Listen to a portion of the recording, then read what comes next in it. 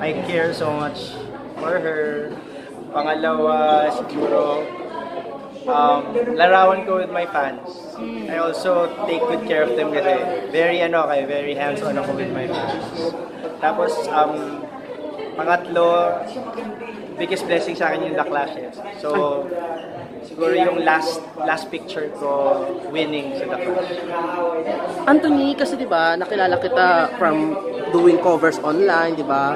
Tapos sumali ka sa kabilang stasyon, you did TNT and ano pa ba yung isa? Itbulaga, Bay, diba? So, ano yung mga takeaway learnings mo dun sa mga pagsali ng contest? And are you still open to join mga contest? For example, sa mga ibang bansa, since open yung mga ibang bansa sa mga Filipino talents?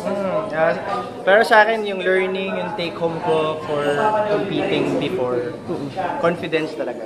Kasi iba yung, kung talented ka lang, tapos alam mo magaling ka, pero when you go on stage, tapos hindi ka talaga confident sa sarili mo, hindi mo makukuha yung success gaya ng kung nasaan man kami mga finalists ng The Clash.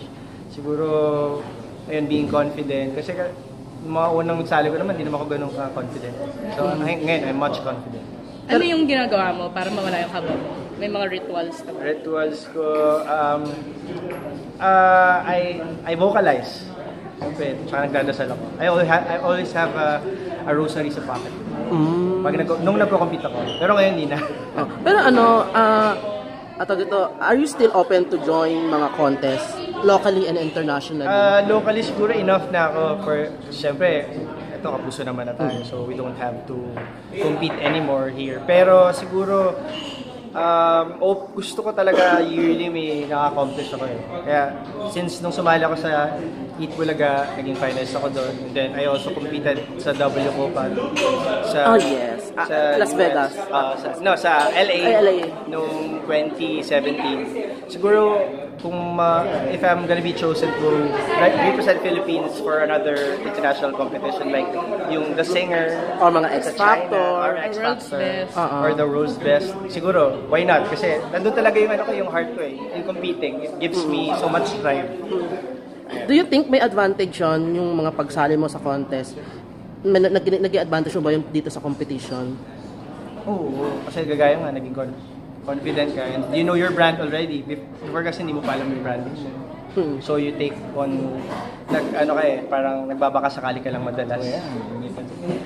Nagbabaka sakali ka lang sa mga gagawin mo. Pero when you're sure about yourself, ayun. What do you miss about joining competition? Yung kaba. Yung kaba. Parang kahit ilang beses ka na sumali, nandun pa rin yung kaba. Oo, para sa akin may high siya eh. Na when you go on stage, hindi lang siya basta-bastang perform. Sarap sa pakiramdam pag natatapos mo. How about sa mga fellow contestants mo sa The Clash and the judges and si Miss Regine? Nami-miss ko preparing with them, doing workshops weekly with them. Nami-miss ko yung linulook forward ko na maririnig kung anong magiging comment ng judges. Kasi right now, we don't get that anymore. Nakaka-miss din. How about Miss Regine? I miss her so much. Parang sobrang ball of energy pag nagtitaping kami ng The Clash. And nakakatawa siya. And lahat ng singer, mapababae, mapalalaki, iniidolo siya. Ano yung last message niya sa inyo before leaving GMA? Nung natalo ako, binulungan niya ako na maganda yung boses mo, magaling ka. Never stop. Yun yung sabi niya. I was given a chance to go do it with her na nag-viral. So, I'm super happy and I miss it if I will be given the chance to do it again. Sana, in the future, kapag okay na both parties. Do you still have communications with Miss Reg? Or ngayon may bago na kayong singles, message niya ba kayo? Actually, wala eh. Pero I comment a lot sa mga posts niya sa Instagram. And I like her posts. Ay, si Jong, tinanong ko rin, sino yung gusto mong mga makakolaborate na artist locally and international? Locally, I'm a big fan of Sir Gary Valenciano and Garrett Baldwin. Pareho naman Gino.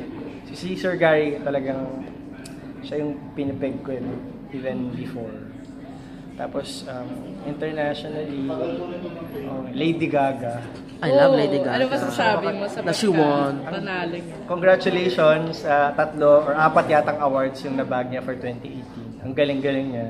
And yung duet niya with Bradley Cooper, ang galing, ang ganda. Do you also plan tahakin yung same path ni Lady Gaga na nag-acting, naging ganun kagaling, hindi lang sa pag-perform, kundi pa sa pag-arte? Why not? Siguro, I have to start with theater muna kasi parang dun yata nahasing with actors eh. They say that I can do theater with the projection of my voice. Parang siguro in the future, why not? Ano na yung mga plays na napanood mo na sa Philippines? I've seen Rock of Ages. Mm. What else? Ano ba? Yun lang naalala ko eh. Tsaka yung ni Jong. Pero taga Joke. Season 2 of The Clash is coming this year, right? Do you have any idea kung sino yung mga bagong host, kung bagong judges, and ano yung mga payo mo sa mga gustong sumali? Si Jong daw. Ayun, I heard parang si Ate Jen yata, Jeneline Mercado yung mag-host. Judges, I'm not sure. Baka isa sa amin. Ayan, si Garrett tsaka ako. Ano na lang mapapayo mo sa mga nangangarap, sa mga sumunod na mga The Clashers? Just be confident. Palagi. I-download niyo po yung larawan mo. Tsaka, ang gulo nila. Pero I'm just curious, nakapanood ka na ba ng di ba meron din sa Backlash naman?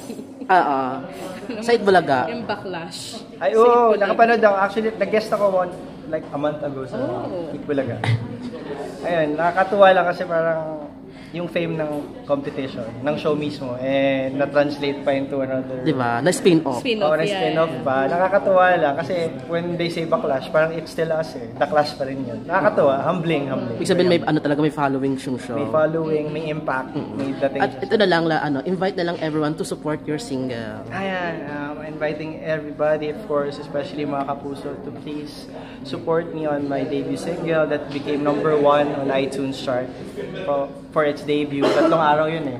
Maraming salamat for making that song #1. Larawan mo, please download sa iTunes and stream nyo po sa Spotify. And you can also watch my music video sa YouTube. Yan, syempre kasama ko po si Miss Chris Bernal at marami. Okay, thank you.